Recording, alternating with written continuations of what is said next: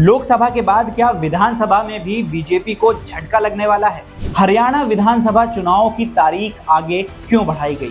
आखिर नेता पार्टी छोड़कर क्यों भाग रहे हैं? और जिन नेताओं को टिकट मिला है उनमें से किन पर क्रिमिनल चार्जेस लगे हुए हैं, जानने के लिए वीडियो को एंड तक जरूर देखिएगा। वीडियो अच्छी लगे तो लाइक, शेयर और कमेंट करना मत भूलिएगा।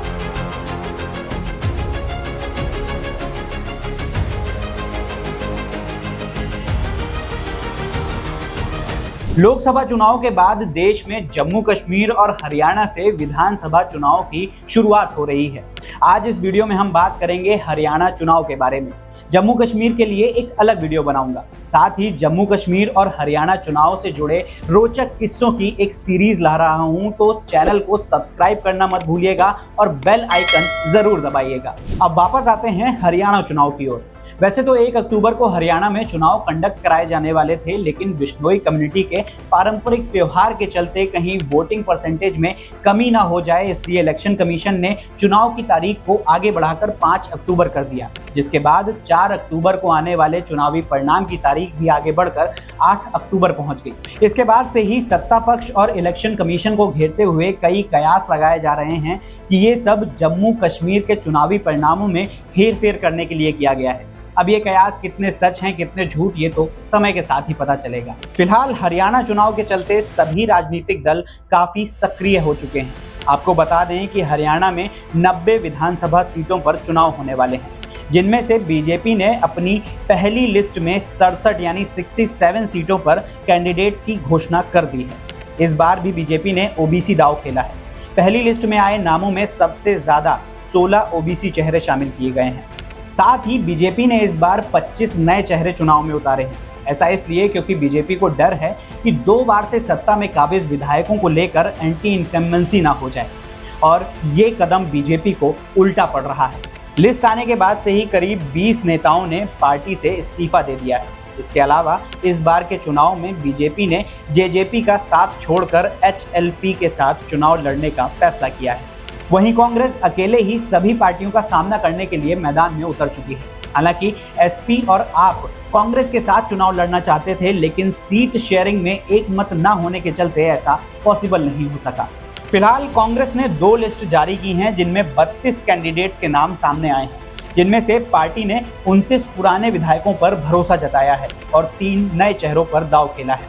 इसमें एक नाम काफी सुर्खियां बटोर रहा है, वो है विनेश फोगाट का, जिन्हें पार्टी ज्वाइन करने के चंद घंटों में ही उनके ससुराल जुलाना से चुनावी रण में उतारने का फैसला कर दिया गया। इसके अलावा दुष्यंत चौटाला की पार्टी जेजेपी और चंद्रशेखर आजाद की पार्टी एएसपी ने साथ मिलकर चुनाव लड़ने का फैसला किया है, जिसमें जाट और दलित वोटों को साधने की रणनीति दिखाई देती है। इन सभी पार्टियों के बीच होते घमासान को देखते हुए हरियाणा इलेक्शन और भी ज्यादा इंटरेस्टिंग होता जा रहा है। अब देखने लायक होगा कि 10 सालों से सत्ता पर काबिज बीजेपी अपनी कुर्सी बचाने में कामयाब होगी, या फिर लोकसभा चुनाव की तरह विधानसभा में भी पार्टी को बड़ा झटका लगने वाला है। अब आते हैं मेन मुद्दे पर। जितने भी कैंडिडेट्स को अभी तक टिकट दिए गए हैं, उनमें से काफ़ी नाम ऐसे हैं जिन पर क्रिमिनल चार्जेस लगे हुए हैं। सबसे पहले बात करते हैं देश की सबसे बड़ी और सत्तारूढ़ पार्टी बीजेपी की। तो भारतीय जनता पार्टी की निर्मल रानी, जो कि गनौर सीट से लड़ रही हैं, उन पर आईपीसी सेक्शन 147, 149, 283, 341 के तहत, और विनोद भयाना, जो कि हांसी से लड़ रहे हैं, उन पर आईपीसी सेक्शन 120B के तहत क्रिमिनल चार्जेस हैं। आईपीसी इसलिए क्योंकि ये सभी चार्जेस भारतीय न्याय संहिता लागू होने के पहले के हैं। इनके साथ 2 विवादित नाम हैं, मंजू हुड्डा और सुनील सांगवान। मंजू हुड्डा गैंगस्टर राजेश हुड्डा की पत्नी है और राजेश पर मर्डर, अटेम्प्ट टू मर्डर और लूट के दर्जनों मामले दर्ज हैं। इसके बावजूद बीजेपी ने उन्हें गढ़ी सांपला किलोई से कांग्रेस के भूपेंद्र हुड्डा के अपोज में टिकट दिया है। ऐसे ही दूसरा नाम है सुनील सांगवान का, जो कि हरियाणा सरकार में मंत्री रह चुके सतपाल सांगवान के बेटे हैं। इनका नाम इसलिए विवादों में है क्योंकि ये वही जेल सुपरिटेंडेंट हैं जिन्होंने डेरा सच्चा सौदा प्रमुख और रेप के मामले में दोषी राम रहीम को पैरोल और फरलो देने के लिए 6 बार सिफारिश की थी, और अब बीजेपी ने इन्हें चरखी दादरी से टिकट दी है। इसके साथ ही बीजेपी के अलायंस HLP यानी हरियाणा लोक हित पार्टी के एक कैंडिडेट गोपाल कांडा जो कि सिरसा से खड़े हैं, उन पर IPC सेक्शन 420, 468, 306, 409, 506, 201, 466, 467, 471, 469, 34 और 120B के तहत 9 केसेस दर्ज हैं। अब बात करते हैं विपक्ष की सबसे बड़ी पार्टी की। तो कांग्रेस के 32 कैंडिडेट्स में से 4 पर क्रिमिनल चार्जेस लगे हैं, जिनमें से पहले नंबर पर हैं हरियाणा के पूर्व मुख्यमंत्री भूपेंद्र सिंह हुड्डा।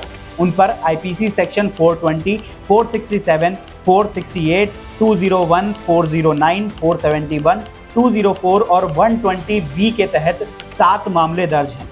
फिर आते हैं फिरोजपुर झिल्का से खड़े मामन खान, कालका से खड़े प्रदीप चौधरी और महेंद्रगढ़ से लड़ रहे राव दान सिंह, जिन पर एक क्रिमिनल केस दर्ज है। इसके बाद आती है INLD यानी इंडियन नेशनल लोक दल की बारी, जिसके दादरी विधानसभा क्षेत्र से खड़े कैंडिडेट सोमवीर पर IPC सेक्शन 306, 467, 468, 34, 471 और 120B के तहत 10 क्रिमिनल केसेस दर्ज हैं। इन सभी कैंडिडेट्स में से ज्यादातर पर घूसखोरी, अवैध संपत्ति और ऑन ड्यूटी ऑफिसर पर अटैक करने के मामले दर्ज हैं, जो कि लंबे समय से चले आ रहे हैं और ये सब इनके लिए तो कॉमन है। लेकिन क्या इस सब से हमें कोई फर्क नहीं पड़ना चाहिए? क्योंकि अगर हमारे जनप्रतिनिधि पर घूसखोरी का केस दर्ज हो और हम उन्हीं को वोट दें, तो क्या हम करप्शन के सपोर्टर नहीं बनते? अगर हमारे नेताओं पर मर्डर या फिर रेप के केसेस लगे हों और उन्हें जिताकर हम क्राइम को बढ़ावा नहीं देते? अगर आपको ये सब गलत लगता है तो इस बार वोट देने से पहले अपने कैंडिडेट्स के बारे में बैकग्राउंड चेक जरूर कीजिएगा। कैंडिडेट को चुनिएगा, ना कि पार्टी को। नहीं तो फिर किसी दिन आप कहीं धरने पर बैठे होंगे और आपके नेता ऐश काट रहे होंगे। जय हिंद।